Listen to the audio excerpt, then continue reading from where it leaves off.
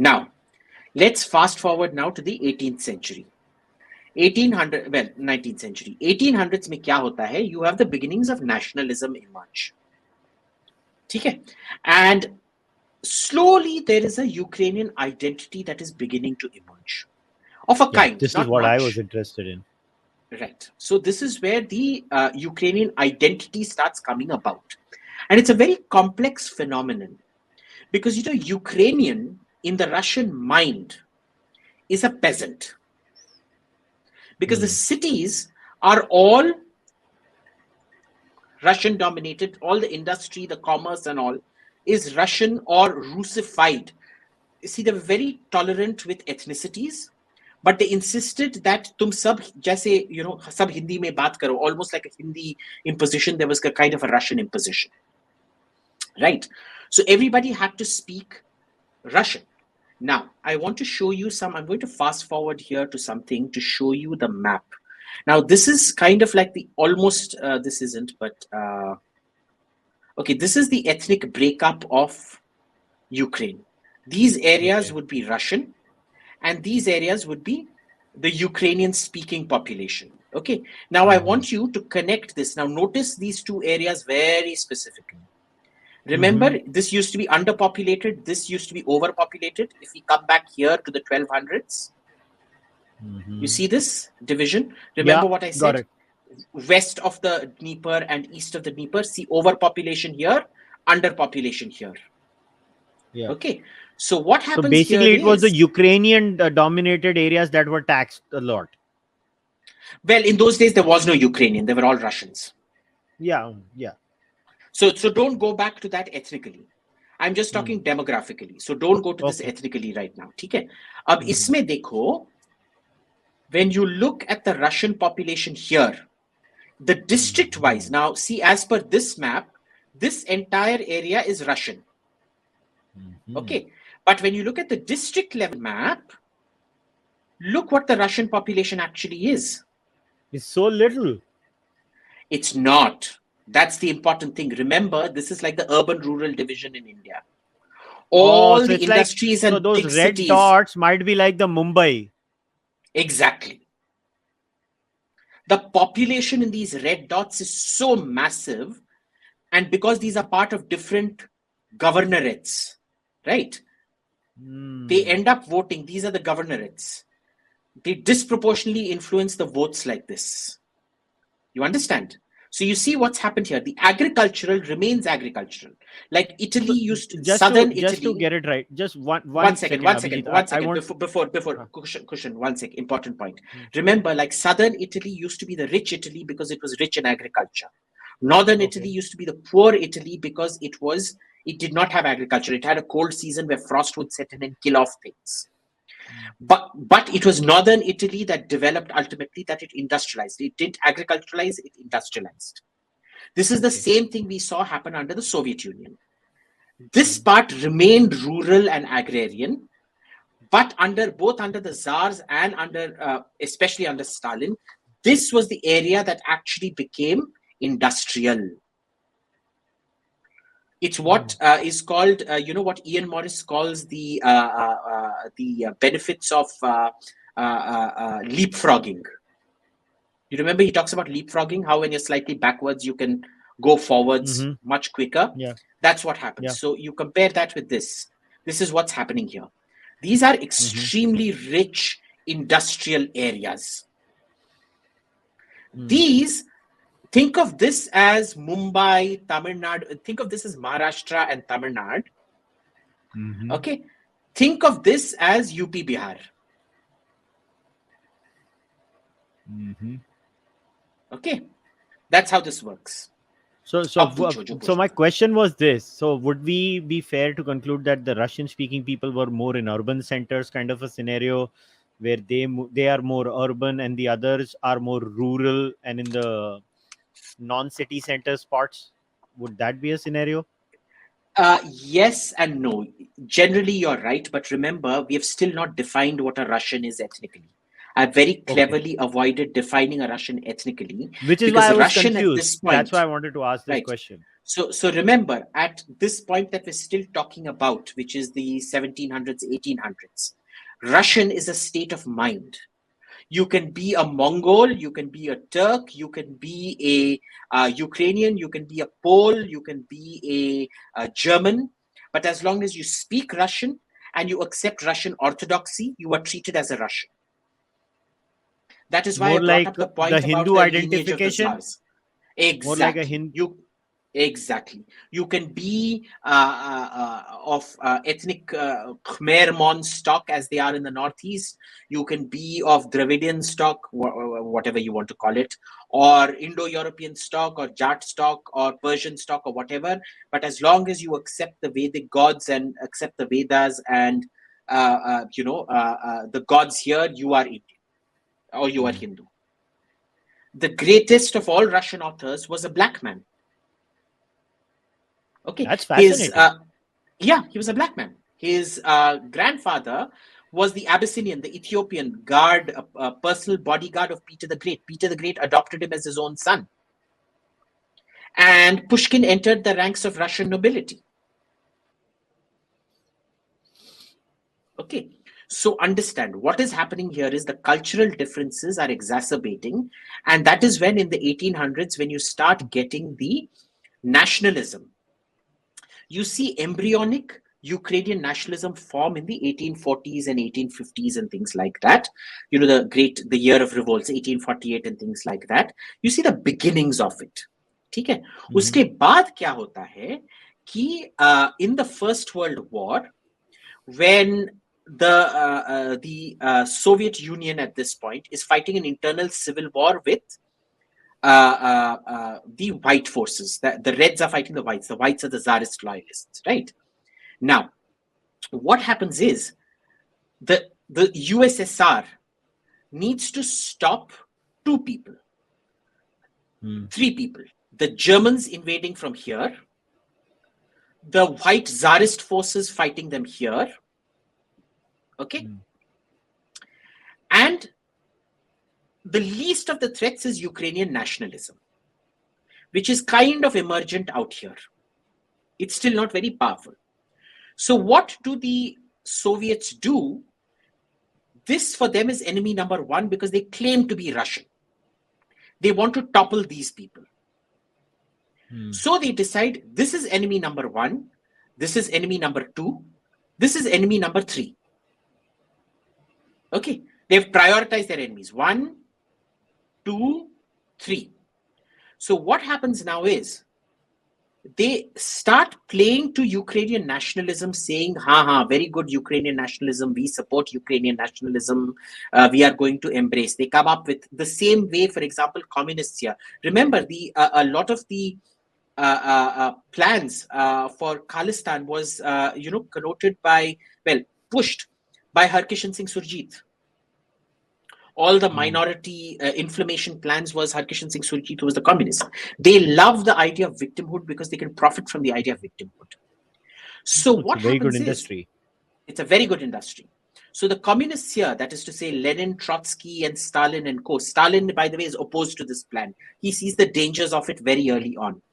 But Lenin and Trotsky, and this is one of the major reasons for the fallout between Lenin and Trotsky, say तुम इधर के मुसलमान हो, हमको चाहिए आजादी, आजादी भाई आजादी, लेके रहेंगे आजादी, and so we are trying to help you out in your quest for आजादी.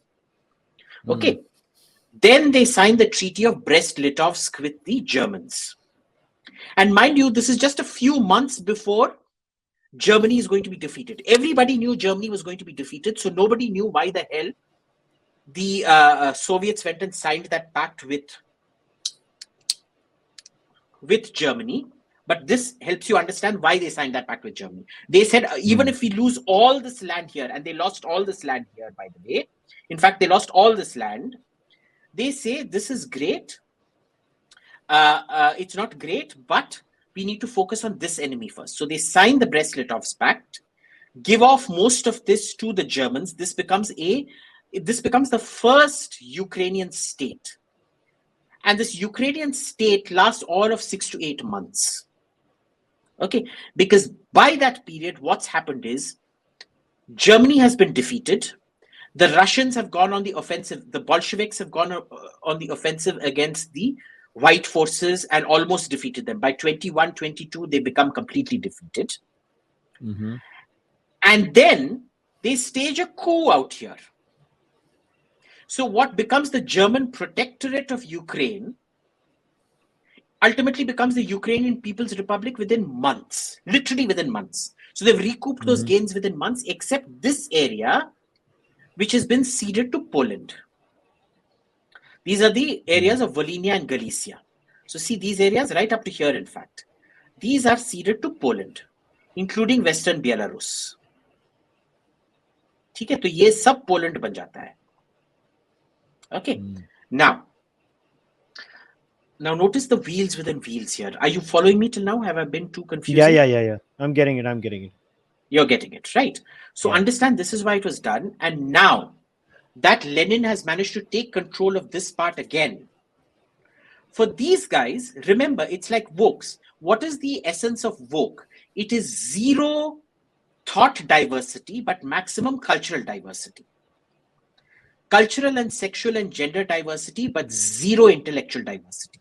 Everybody basically has to people say the who same look thing. Different but think the same. Exactly. And that is what the Russian Empire. So understand, Vokery has its origin in what the Soviets did do in Ukraine and things like that. So remember, for the Soviets, for Lenin to give them this huge area which is entirely industrial or is earmarked for industrialization by this time means absolutely nothing, because for him, in his mind, Ukraine means nothing. For Khrushchev to give off this area to Ukraine is a mere paper exercise. In reality, it means nothing, because the Ukrainian government at this point can't do squat. If the Ukrainian, if Khrushchev tells the Ukrainian fellow, you have to shoot your wife, otherwise I'm going to shoot you, he will have to convene parliament, sentence his own wife to death, and have her shot in public. Okay. So Stalin did not want to show Lenin as being wrong, but he completely opposed this reorganization, just like many wise people in India opposed the linguistic reorganization of states. Stalin opposed very quietly, but in private, very strongly opposed this kind of pandering to Ukrainian nationalism, because he had remembered what this Ukrainian nationalist state looked like, and he was the one person that saw the dangers of what was going to come. Okay, but he didn't want to undo what Lenin had done. But Khrushchev comes about, and Khrushchev belonged to the Leninist school, so he adds to what Lenin had done and cedes this part. Okay. Now, this is what you need to know happens in the USSR. I've covered all the major themes, which is the ethnic split, the industrialization of the West, the complete agricultural country bumpkins, the Bimaru states of the East, industrialization of the East, and the Bimaru states of the West of Western Ukraine, and the why this area is this area, because these are all rural. They're like Indians today. In villages, you will not marry outside your own community. Yeah. In cities, heterogenization happens. So here, endogamy. Here you have heterogamy. You marry, like, here in cities in Mumbai and Delhi, caste doesn't matter. Where you're from doesn't matter. Your gotra kind of matters, but not really anymore. Right? So remember, this is an extremely backward area. And it continues to be backward under the Soviets, because under the Soviets, this is the area that wants to industrialize. These chaps are fundamentally uninterested in industrialization. But because they are rural, they also suffer the most from Stalin's famines, because they are agricultural. So that collectivization hits this area the hardest.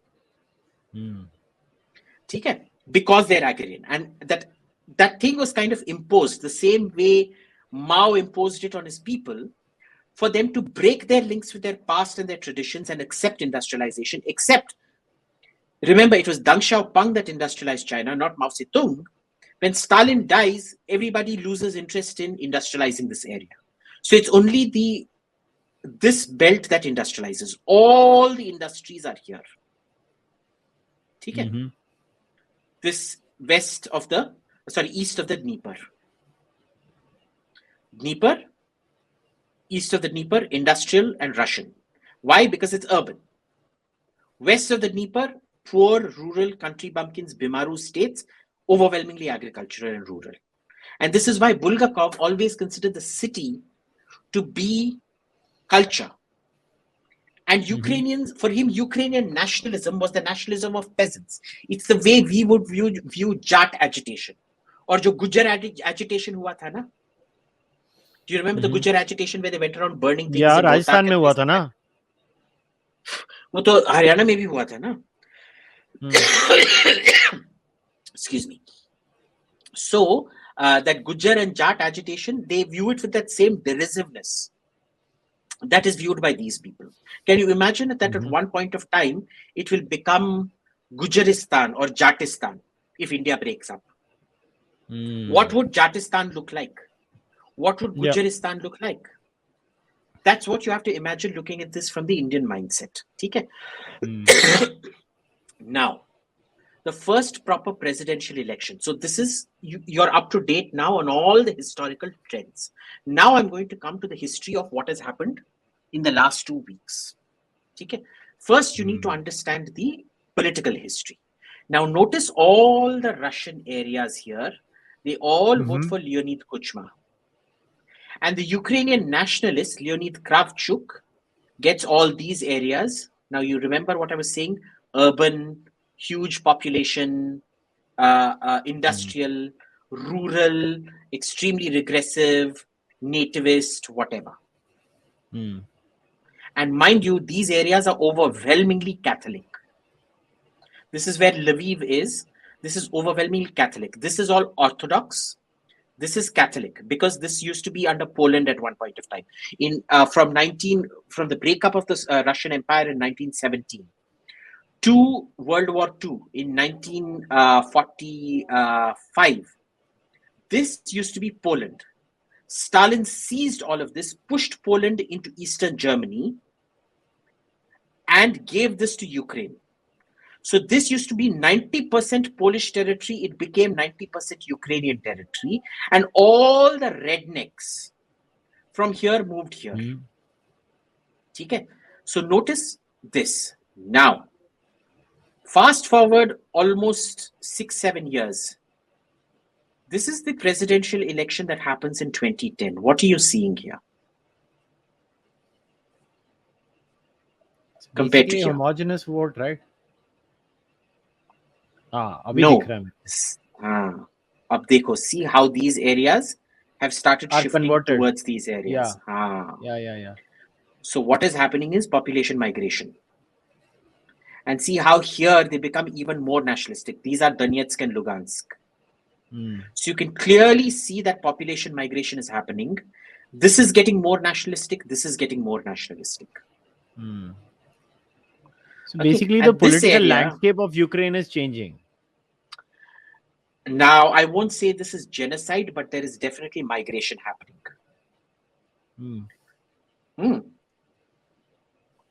There is an actual population change happening out here.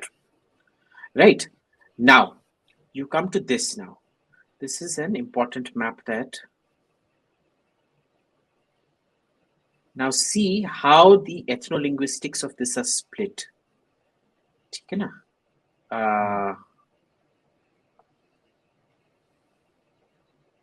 Okay. Now see ethnic Ukrainians. Predominantly Ukrainian speaking. This has now changed. It's gone from predominantly Russian speaking to predominantly Ukrainian speaking. And there's a reason to this. This area is particularly sinister after 2014, because what happens is this is where a lot of, after what the Russians do in 2014, which is seize Crimea and create the Donetsk and Lugansk Republic, there is an actual forced ethnic migration of Russians out of here. Kharkiv, for the first time in its life, goes from being a huge Russian majority city to a huge Ukrainian majority city. And mind you, this is literally like 30 kilometers away from the Russian border, right? Exactly. Somewhere here.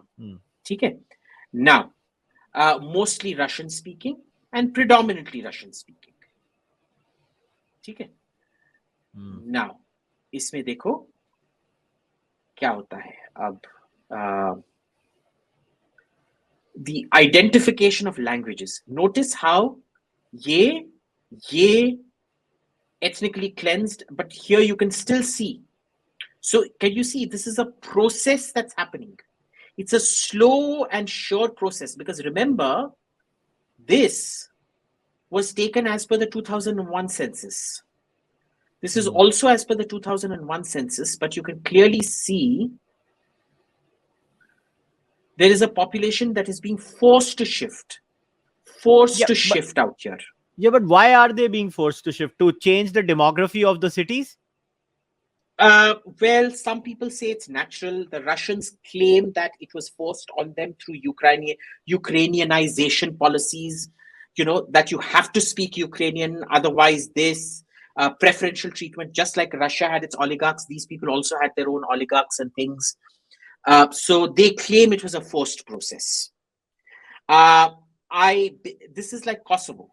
The problem about Kosovo is, before NATO bombed Kosovo was about 45% Serb.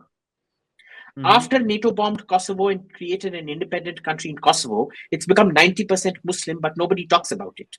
It's a NATO supervised ethnic cleansing. So the problem is, when a Western ally ethnically cleanses, nobody documents it. Okay. Now look what happens here. This is the map.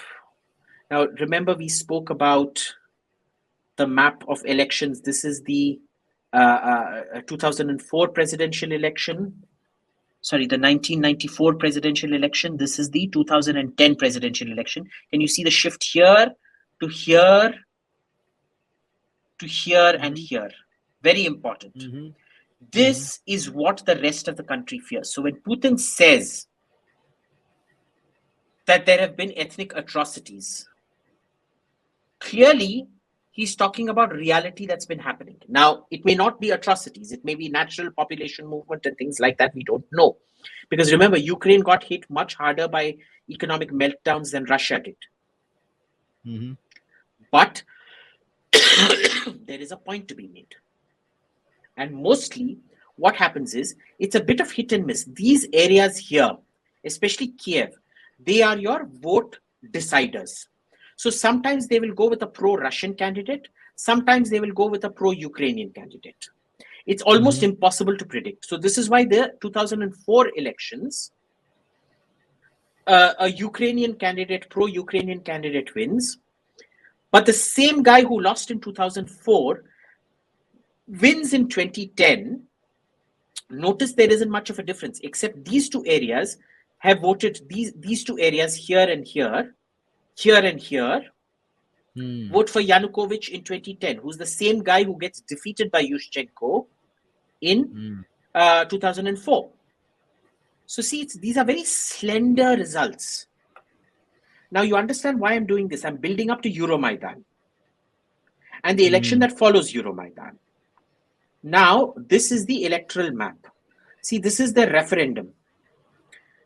People who wanted to stay with Russia, people who were kind of wanted to stay with Russia, people who maybe wanted to stay with Russia, people who absolutely did not want to stay with Russia, maybe kind of stay with Russia kind of attitudes, right? With the USSR, sorry. Okay.